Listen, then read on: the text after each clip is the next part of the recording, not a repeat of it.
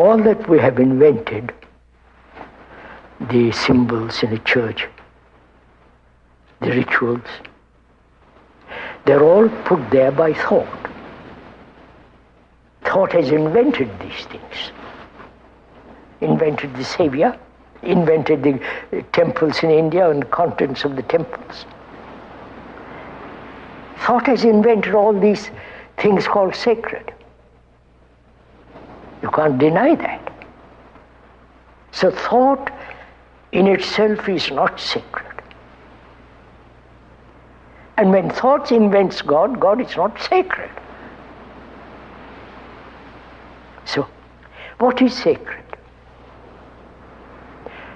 That can only be understood or happen when there is complete freedom from fear, from sorrow, and when there is this sense of love and compassion with its own intelligence. Then, when the mind is utterly still, that which is sacred can take place.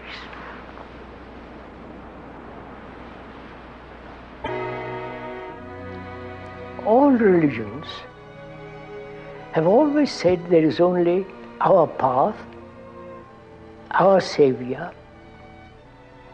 our system, our belief, our rituals, and only through those we will find salvation. This has been the constant song of all religions. And I happen to have said many, many years ago, which has so true, that there is no path to truth. Truth, according to them, is a fixed point. And if it's a fixed point, you can have as many paths as you like. But if it's not a fixed point, it's a living thing, moving. Movement in the sense in the world of no time, which is a different matter. Naturally, there's no path to it. But you see, we don't want such a dangerous outlook. We want everything fixed. We want every object to be final. I wonder why human beings throughout the world don't see this simple fact that you cannot possibly have peace on earth if you are nationalistically divided. We want order outside in the world, politically, religiously, economically, socially. In our relationship with each other, we want order. We want some peace. We want some understanding. And if the inward psychological state is not orderly, not conflicting, not contradicting, if that state in consciousness is quiet, steady, clear, then you can bring about order in the world. Now what we are trying to do is try to bring order legislatively, nationally, and so on, order out there in the world, which has been proved over and over again that totally brings about disorder. That's why we are saying, I'm saying that without inward order, that is, inward order in consciousness, which is in a mess, which is in a contradiction, without bringing about order inwardly, psychologically, you cannot possibly have order outwardly. And the crisis is there. Within the crisis, national, economic, social, and so on. The crisis is not out there. The crisis is really inward. And we are unwilling to face that. Question.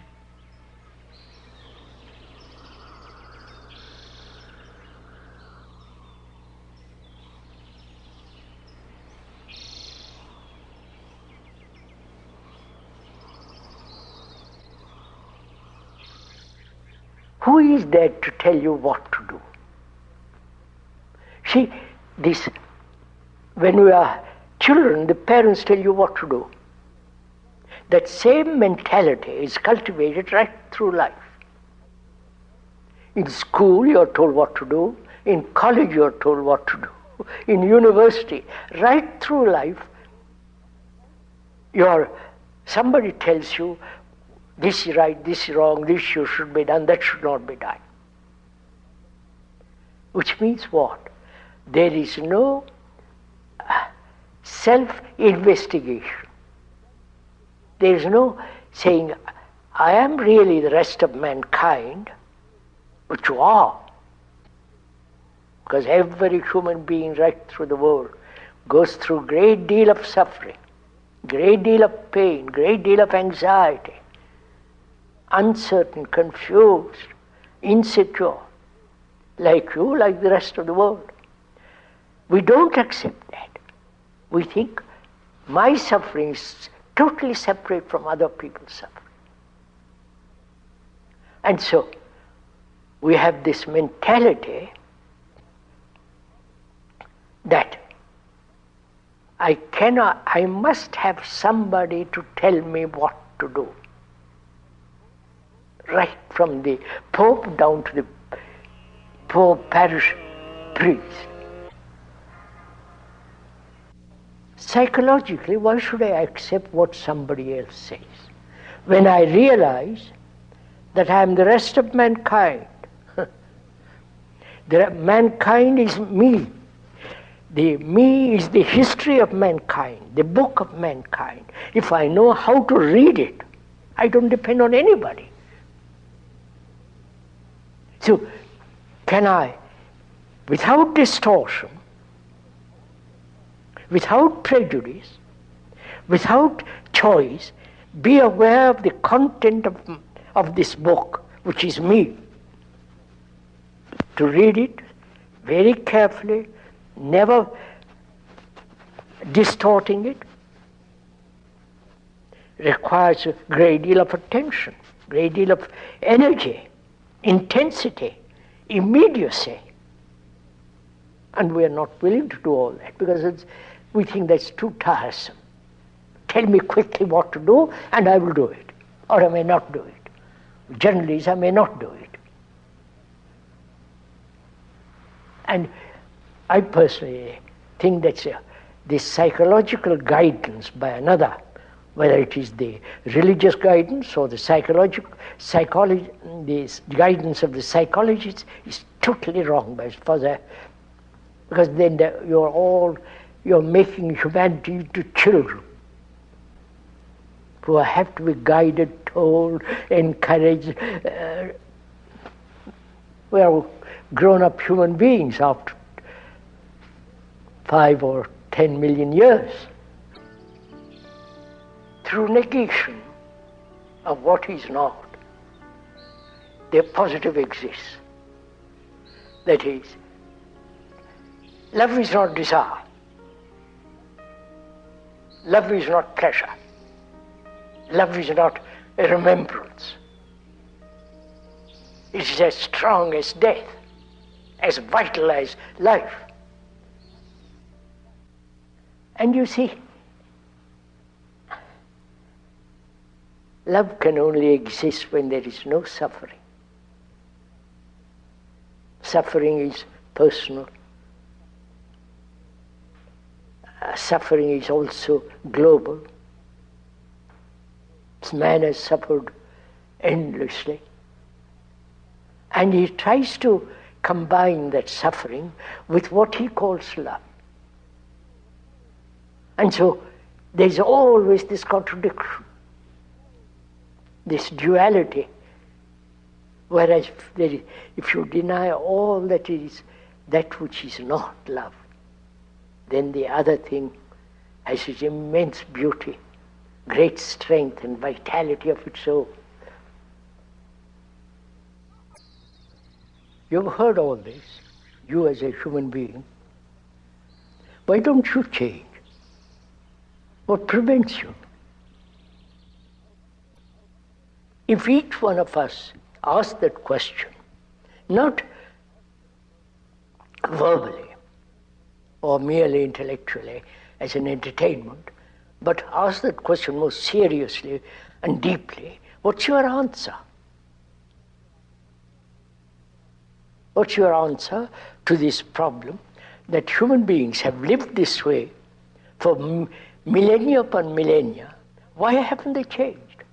Why haven't you, who are listening now, why haven't you changed? You know, if you don't change, what's the consequences are? You'll be nationalistic, you'll be tribal, insular, isolated, and therefore having no relationship globally, fighting, building up more and more armaments, destroy each other. Now, why don't you, if you are at all serious in this matter, why don't you ask yourself that question? Why am I, a human being who have been through all this, why haven't I changed? What would be your answer? After all, life is one global unitary movement. So, in the same way, our consciousness is common to all mankind. Now, if I radically change, surely it affects the rest of the consciousness of man. Now, why don't you change?